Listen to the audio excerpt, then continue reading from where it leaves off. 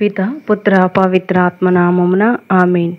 ప్రియ స్నేహితులారా, మీ అందరికీ దేవుని యొక్క ఆశీస్సులను తెలియజేస్తూ ఆగస్టు 5వ తారీఖు మంగళవారం ఈనాడు తల్లి శ్రీ సభ పరిశుద్ధ మరియమాత మహా ఆలయ ప్రతిష్ట పండుగను కొనియాడుతూ ఉండగా, పశ్చిమ శ్రీ సభ ప్రాంతంలో కన్య మరియ తల్లికి అంకితమైన మొదటి పెద్ద గుడి. ఈనాటి మొదటి పట్టణము సంఖ్యాకాండం 12వ అధ్యాయం 1వ వచనం నుండి 13వ వచనం వరకు, మత్తయి సువార్త 15వ అధ్యాయము 1వ వచనం నుండి 2వ వచనం వరకు మరియు 10వ వచనం నుండి 14వ వచనం వరకు ఈనాటి సువార్త పట్టణాన్ని ధ్యానించి పండుగను కూడా ధ్యానించుదాం. అంతటా యెరూషలేము నుండి కొందరు పరిసయ్యులు ధర్మశాస్త్ర బోధకులు యేసు వద్దకు వచ్చి, మీ శిష్యులు చేతులు కడుక్కొనకయే భోజనం చేయుచున్నారు, వారు ఎలా ఇట్లు పూర్వుల ఆచారమును మీరుచున్నారు అని అడిగిరి. అప్పుడు యేసు జన సమూహంను తన చెంతకు పిలిచి, మీరు ఈ పలుకులను ఆలకించి గ్రహింపుడు. మనుషుని మలినపరచినది నోటి నుండి వెలువడినదియే కానీ నోట్లోనికి పోవునది కాదు. అప్పుడు శిష్యులు ఆయన యొద్దకు వచ్చి, పరిసయ్యులు నీ మాటలకు మండిపడుచున్నారని మీకు తెలియనా అని ప్రశ్నించిరి. అందుకు ఆయన, నా పరలోక తండ్రి నాటని ప్రతి మొక్క వేరుతో పెళ్ళగింపబడును, వారిని అట్లుండనిండు. వారు గుడ్డి నాయకులు, గుడ్డివానికి గుడ్డివాడు మార్గం చూపినచో వారు ఇరువురును గొంతలో కూలుదురు అని సమాధానమిచ్చెను. ధ్యానాంశం: వినయ విధేయతలు దైవ స్వరమును ఆలకించుటకు యోగ్యులను చేయును. భూమి మీద సంచరించు నరులందరిలోనూ మోషే మహా వినయవంతుడు.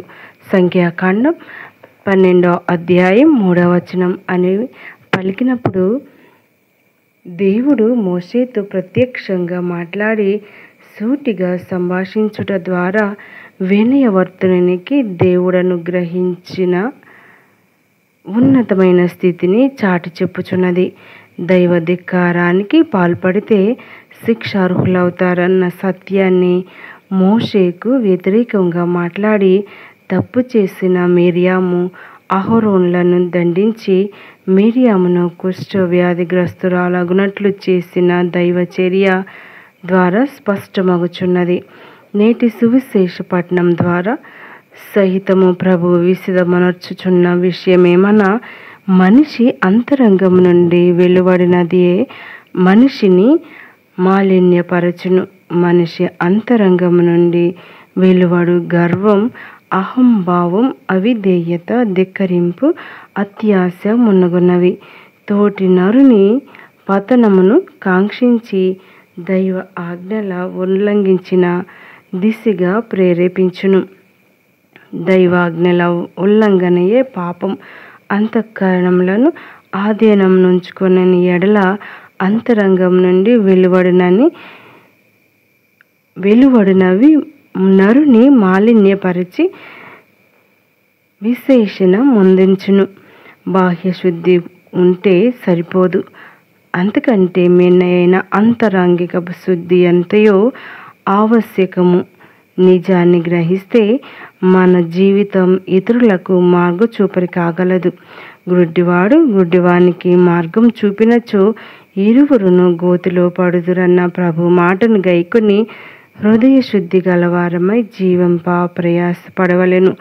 మనలను విమర్శించే వారికి మన హృదయ శుద్ధి, అంతఃకరణ నియంత్రణ, దైవ ఆజ్ఞల ఆచరణ గుణపాఠంగా అందివ్వగలిగితే మన విశ్వాస జీవితం ప్రభువుకు ప్రియం కాగలదు.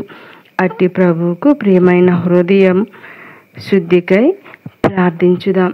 ఈనాడు తల్లి శ్రీ సభ మరి ముఖ్యంగా దేవమాతకు అర్పింపబడిన పునీత మేరీ మేజర్ దేవాలయం. దీన్నే బసిలికా ఆఫ్ మేరీ మేజర్ అని అంటారు.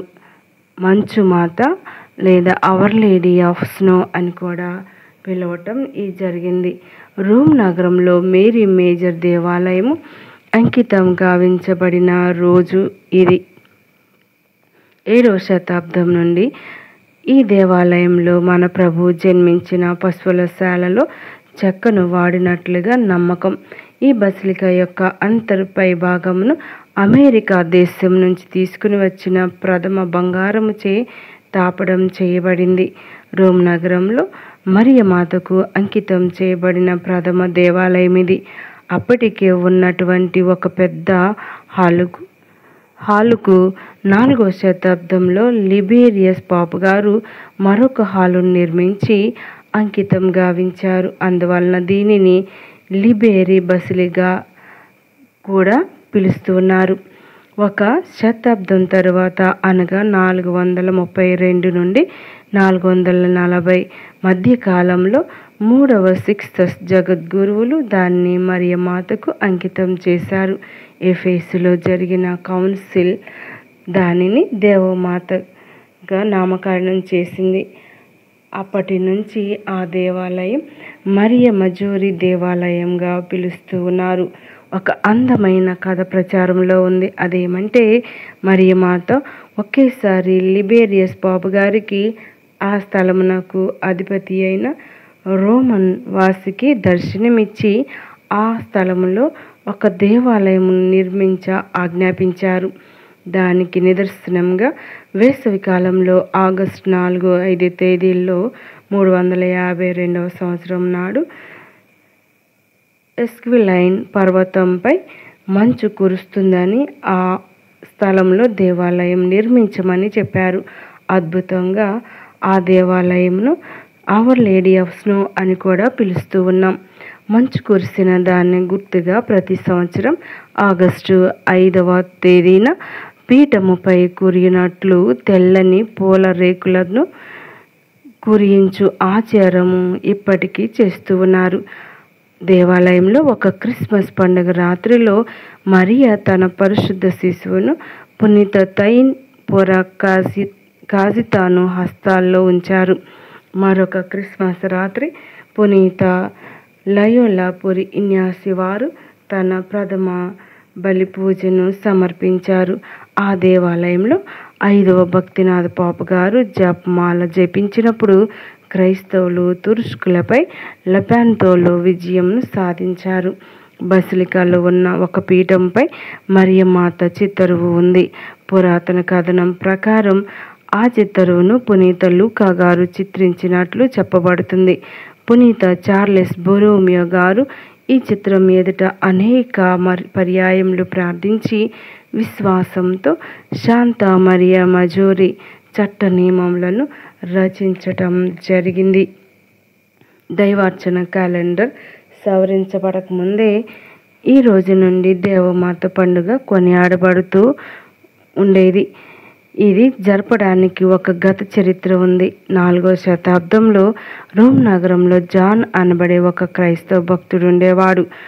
ఆయనకు మరియమాత తల్లి దర్శనమై తాను చూపిన చోట తన గౌరవార్థం ఒక బృహత్ దేవాలయం నిర్మింప చేయబడాలని కోరారు. ఆ స్థల సూచనగా మండు వేసవిలో రోమ్ నగరంలో ఒక ఖాళీ స్థలంలో అద్భుతమైన విపరీతమైన మంచు కురిసింది. ఆ స్థలం రోమ్ నగరంలోని క్వీలిన్ కొండ అంటారు. జాన్ అను భక్తుడు ఆ మంచు కురిసిన ప్రదేశంలో క్వీలినిస్ కొండపై దేవమాతకు ఇష్టమైన దైవారాధన మందిరం నిర్మింపబడటానికి క్రీస్తు శకం 355లో శ్రీకారం చుట్టారు. లిబేరియస్ పోపు గారు పాలనలో ఆ దేవాలయం నిర్మింపబడటానికి లిబేరియస్ బసిలికా అని పిలువబడుతూ ఉంది. దాదాపు 90 ఏళ్లకు అనగా క్రీస్తు శకం 431లో గ్రీసు దేశంలోని ఎఫెసులో సకల క్రైస్తవ మతాధిపతులు సినడ్ సమావేశాలు జరిగాయి. ఆ సభలో కన్య మరియమ్మ దేవుని తల్లి అని నిర్ద్వందంగా వెల్లడింపబడింది. ఆ సందర్భంగా ఆనాటి 3వ సిక్స్తస్ జగద్గురువులు లిబేరియన్ బసిలికాను మార్పులు చేర్పులతో ఇంకా విశాలంగా పునరుద్ధరించి పవిత్ర కన్య మేరీ దేవాలయంగా అంకితం చేశారు. 7వ శతాబ్దంలో బెత్లెహేంలో క్రీస్తు ప్రభు బాలుడిగా జన్మించిన చోట గల అవశేషాలని కొని తెచ్చి ఆ పవిత్ర దేవాలయంలో భద్రపరిచారు. అందువల్ల ఆ దేవాలయాన్ని పునీత మేరీ మేజర్ అని పిలిచేవారు. ప్రపంచంలో పెద్ద దేవాలయంగా ఇది పేరెన్నికగన్నది. దీనినే ఇప్పుడు పునీత మేరీ మేజర్ శాంతా మరియా మజియోరే దేవాలయంగా పిలువబడుచున్నది. ఆ గుడి గోపురం ఇదే రోజున సముద్ర పరిమళాలు వెదజల్లుతూ మల్లె రోజాపూల రెమ్మలు జల్లులుగా మెల్లగా కురిశాయి కనుక ఈ పండుగ అప్పటి నుండి ఇప్పటి వరకు ఇదే రోజున మరియమాత గౌరవార్థం కొనియాడబడుతూనే ఉంది. మన ఈ రోజుల్లో మరియమాత సంరక్షణ అవసరమై ఉంది. మనం ఆ తల్లి బిడ్డలం కాగోరితే ఆమె పరిమితులు లేనంత ఆతృతతో మన తల్లిగా ఆదరింప చూస్తూ ఉంది. పునీత విన్సెంట్ డే పాల్. మరి ఈ తల్లి యొక్క పండుగను మనం కొనియాడుతూ ఉండగా మరియ తల్లి యొక్క ఆలన పాలన మరి ఎల్లప్పుడూ మన కుటుంబంపై ఉండాలని కోరుకుందాం. మరి తల్లిని దర్శించిన వారికి ఎల్లప్పుడూ సుఖాన్ని సంతోషాన్ని కలుగజేయుదురుగాక. తల్లి యొక్క దీవెనలు ఎల్లప్పుడూ